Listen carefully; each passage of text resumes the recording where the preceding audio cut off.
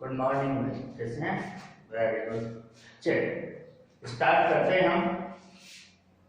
कल हमने the seven heads of man जो पोइम है हमारी, उसके फर्स्ट स्टेज आपको हमने समझा था, एक्सप्लेन किया था, उसका हिंदी रूपांतरण आपको समझाया था, उसमें जो बातें थी वो बताई थी।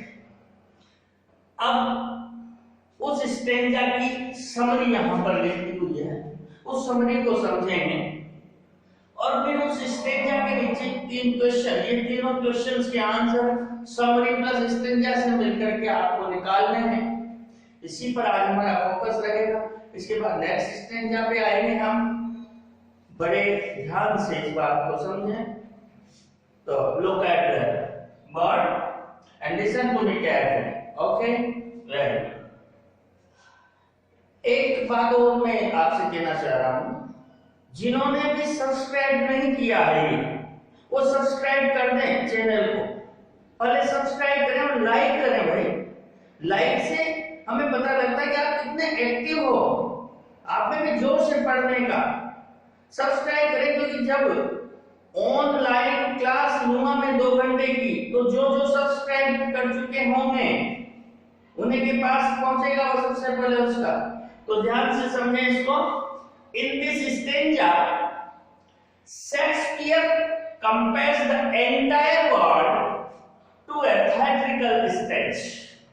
तो जो हमने पहला स्टेंजा पढ़ा था, Shakespeare compares the entire world to a theatrical stage where all the human beings perform their allotted role given by the god। तो जो कंपेयर किया गया था इस हमारे संसार को उस थिएट्रिकल स्टेज से जहां नाटक का मंचन होता है, उस थिएट्रिकल स्टेज से कंपेयर किया गया था जहां नाटकों का मंचन होता है। वहां पर कलाकार आते हैं, अपना रोल प्ले करते हैं और फिर चले जाते हैं। ये बात हमने कल भी समझी। लेकिन यहां पर जो कहा गया है, the entire theatrical stage where मतलब इस संसार में all the human beings सभी मानव, सभी स्त्री पुरुष परफॉर्म देयर allotted role। मैंने कल कहा था ईश्वर ने हमारा रोल निर्धारित किया है, तो वही जो ईश्वर द्वारा निर्धारित रोल हमें जीवन में क्या करना है, डॉक्टर बनना है, इंजीनियर बनना है, फिर उसमें कैसे अपनी लाइफ को जीना, जीवन बाय द गॉड। ईश्वर प्रदत्त या ईश्वर द्वारा दिए गए निर्धारित रोल को हमें हमारी लाइफ में परफॉर्म करना होता है। एवरी इंडिविजुअल, प्रत्येक व्यक्ति को, वो स्त्री हो पुरुष हो कोई भी हो, has to go through 7 acts. Shakespeare साहब के अनुसार उसे 7 अवस्था, 7 प्रकार के कार्यों से होकर गुजरना पड़ता है, जो उसका अलग अलग रोल होता है। There are 7 stage of man's life, और इसी को मानव जीवन की 7 अवस्थाएं कहा गया है। समझ गए इस बात को? इसके बाद जो स्टेज आता है उसका मैंने समराइज यहां पर कर दिया है। क्वेश्चन अगर बन के आते हैं, 3 क्वेश्चंस में आपसे डिस्कस कर रहा हूं, बहुत इजी क्वेश्चंस हैं और ऐसे ही एग्जाम में स्टेज के नीचे आपके आते हैं। Which line shows the use of metaphor? किस पंक्ति में मेटाफर का यूज प्रदर्शित किया गया है? आपने पढ़ा था स्टेज, तो कौन सा था उसमें? All the words stage, the line, फिर आप कोटेशन मार्क में लिखें all the words stage shows the use of metaphor। वैसे वो प्लेयर्स वाला भी, लेकिन उसको हम प्योर मेटाफर के बेस पे नहीं मान सकते। 2 लाइन है यहाँ प्लेयर्स वाली भी आ जाती है, लेकिन आप सिर्फ इस लाइन को ध्यान रखें। Second question, how many roles does a man play in his life? सीधे सीधे क्वेश्चन आते हैं इसमें, क्या करें? कितने रोल एक व्यक्ति अपने जीवन में प्ले करता है? तो देखिए, how many roles does a man play, does आ रहा है, तो आपको ये ध्यान रखना है क्वेश्चन का टेंस कौन सा है, उसी के अकॉर्डिंग आपको आंसर तैयार करना होता है। तो a man plays how many, क्यों संख्या लाने का A man plays 7 roles in his life. बस इतना लिखना है, केवल संख्या लिखनी है आप। A man plays 7 roles in his life. What do we do like players on the stage? हम जैसे प्लेयर स्टेज पर जो भी अपना रोल प्ले करते हैं, उसी तरह हम क्या करते हैं हमारे जीवन में। तो यहाँ पर है, ये आंसर आएगा, यहां से देखिए। All the human beings का मतलब वी। तो आप यहां पर लिखेंगे वी, देखिए यहां पर वी से स्टार्ट है, इसको नहीं लिखा। वी परफॉर्म, अब वी आया है तो डियर की जगह में क्या लिखना पड़ेगा? आवर लिखना पड़ेगा। We play our allotted role given by the God. We have to, an individual has been, we have to go through 7 acts that are 7 stages of our life. Main city cover कर देंगे। थोड़ा सा GeM question उसने 20 से पूछा है, तो हम भी उन ह्यूमन बीइंग्स में आते हैं। और अभी जब हम हमारी बात कर रहे हैं तो फिर हमें प्रोनाउन का थोड़ा चेंज लेना पड़ेगा, ठीक है। अब आप इसका स्क्रीनशॉट ले लीजिए और आपके रजिस्टर में नोट कर लीजिए। इसके बाद सेकंड स्टेंजा अभी मैं आपको समझाता हूं। हाँ, फर्स्ट स्टेंजा की समरी हमने कर ली, उसके नीचे क्वेश्चंस थे वो हमने कंप्लीट कर लिए। उन क्वेश्चंस का आंसर मैंने आपको समझा दिया। अब आपको लिखना है घर पर, उसको कंप्लीट करना है। अब हम आते हैं हमारे सेकंड स्टेंजा पर। सेकंड स्टेंजा अर्थात इस सेकंड स्टेंजा में मानव की 7 अवस्थाओं को क्रमानुसार दर्शाने की कोशिश की हर स्टेंजा में। तो सेकंड स्टेंजा में मानव की पहली अवस्था का जिक्र किया है, मानव की दूसरी अवस्था का जिक्र किया है। तो यहां पर एट फर्स्ट द इन्फेंट। तो what is the first stage of man? Infant, शिशु, शैशव अवस्था में। शैशव अवस्था, शिशु अवस्था, जब हम एक छोटे बालक के रूप में जन्म लेते हैं, घुटनों के बल रेंगते हैं, चलना सीखते हैं। कृष्ण भगवान का दृश्य आपने देखा होगा, वो सब चीजें।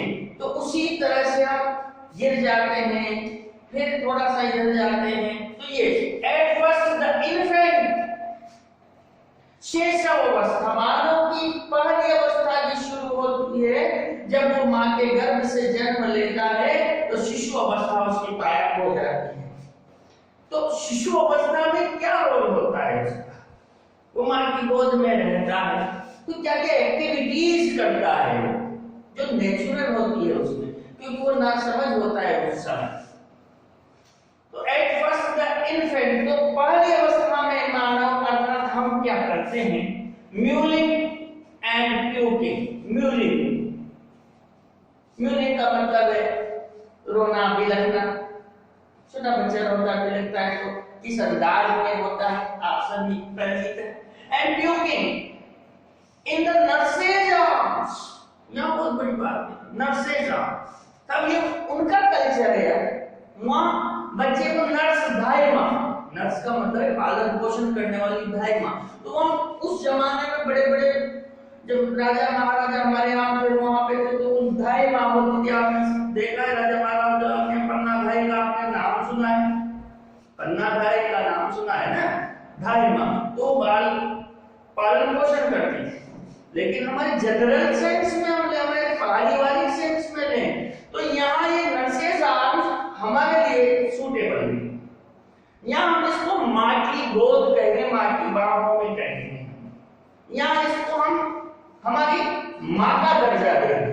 भाई माँ को भी माँ ही कहा जाता है, लेकिन एक्चुअली जो परिवेश है हमारा, हम इंडियन कल्चर में इसको पढ़ रहे हैं और जनरल सेंस में बात करते हैं, तो यहाँ पर इसको माँ कहकर आप पुकार सकते हैं। तो बच्चा क्या करता है? माँ की गोद में रहता है। जब माँ की गोद में रहता है तो क्या करता है? म्यूलिंग करता है। बिलखता रहता है, हल्की हल्की आवाज करता रहता है।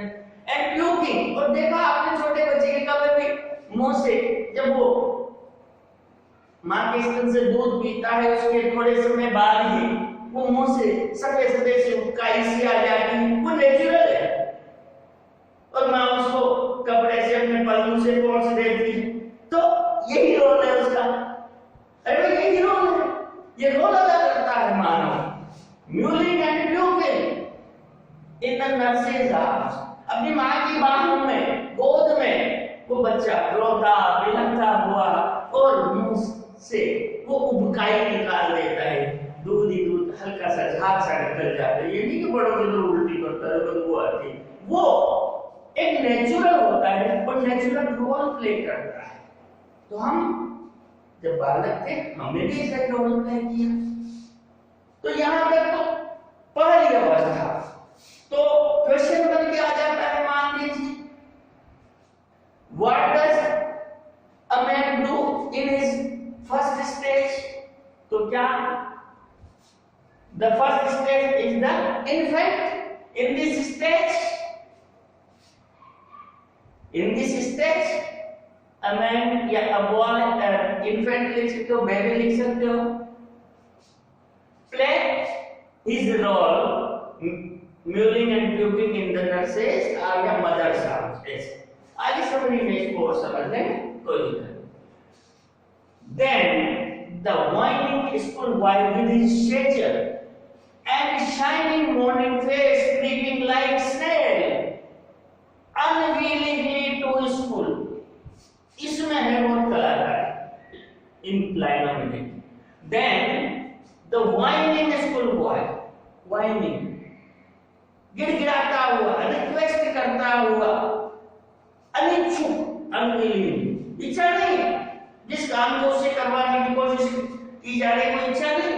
अब यहाँ पर शाइनिंग या वाइनिंग स्कूल बॉय, तो यह हो गया गिड़गिड़ाता हुआ वो बच्चा जो पहली बार स्कूल जा रहा है।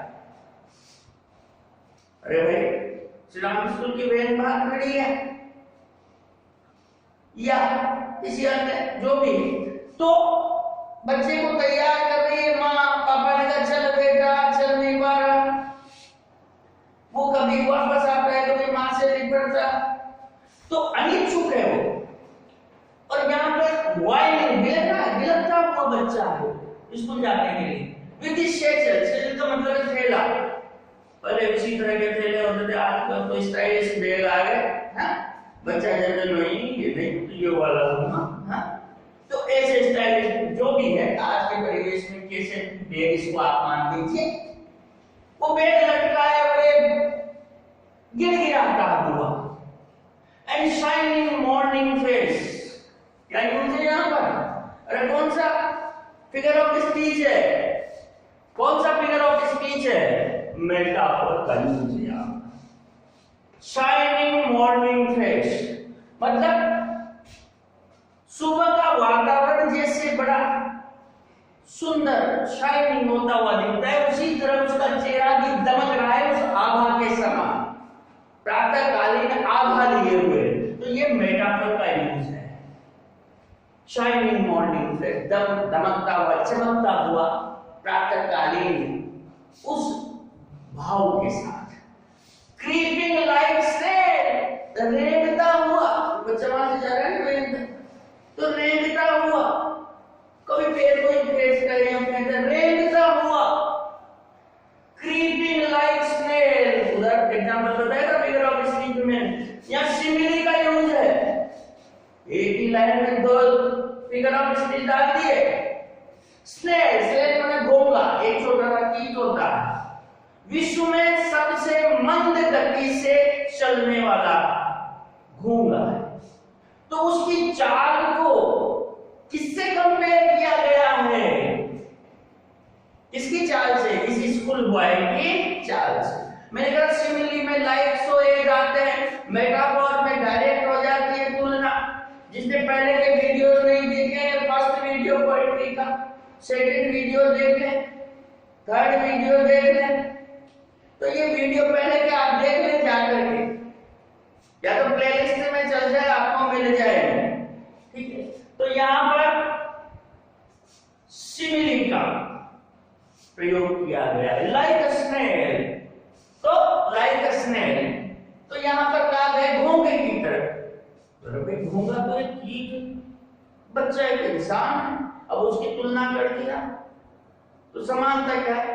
दो डिफरेंट की तुलना कर उनके किसी एक गुण को समान बताया जाता है। तो घोंगे की चाल और उस बच्चे की चाल को समान बताया गया है, सबसे धीमा चल।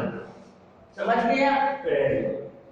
अनविलिंग टू स्कूल, विद्यालय जाने में अनिच्छा का भाव रखते हुए, इच्छुक नहीं है जाने का, अनिच्छा का भाव रखते हुए घोंगे की तरह चलते हुए प्रातःकालीन दमकती हुई आभा जैसे चेहरे वाला वो गिड़गिड़ाता हुआ बालक, ये रोल प्ले करता है सेकंड स्टेज में। हम ये रोल सेकंड स्टेज में प्ले करते हैं। तो सेकंड स्टेज का रोल है उसका स्कूल बॉय का। कैसा स्कूल बॉय? बॉय कहने का मतलब रोता बिलखता हुआ एक स्कूल जाने वाला बालक जो बैग लटकाए हुए है, प्रातःकालीन आभा मतलब दमदमाता चमचमाता चेहरा है, लेकिन उसकी चाल स्कूल जाने की उस घोंगे के समान है, अर्थात रेंगते हुए चलने के समान है, क्योंकि उसकी स्कूल जाने की इच्छा नहीं, अनिच्छुक है, वो स्कूल जाने की इच्छा नहीं है। समझ गए इस स्टेंजा को? वेरी गुड, स्क्रीनशॉट लीजिए, सब्सक्राइब करें चैनल को और शेयर करें, कम से कम 200 व्यूज और लाइक करें भाई। बिना लाइक के हमारा उत्साह नहीं बढ़ता, हम इतनी मेहनत कर रहे हैं आप लोगों के लिए। लाइक जरूर करें, आज सब लाइक कर दे, शेयर कर दे और सब्सक्राइब कर दे।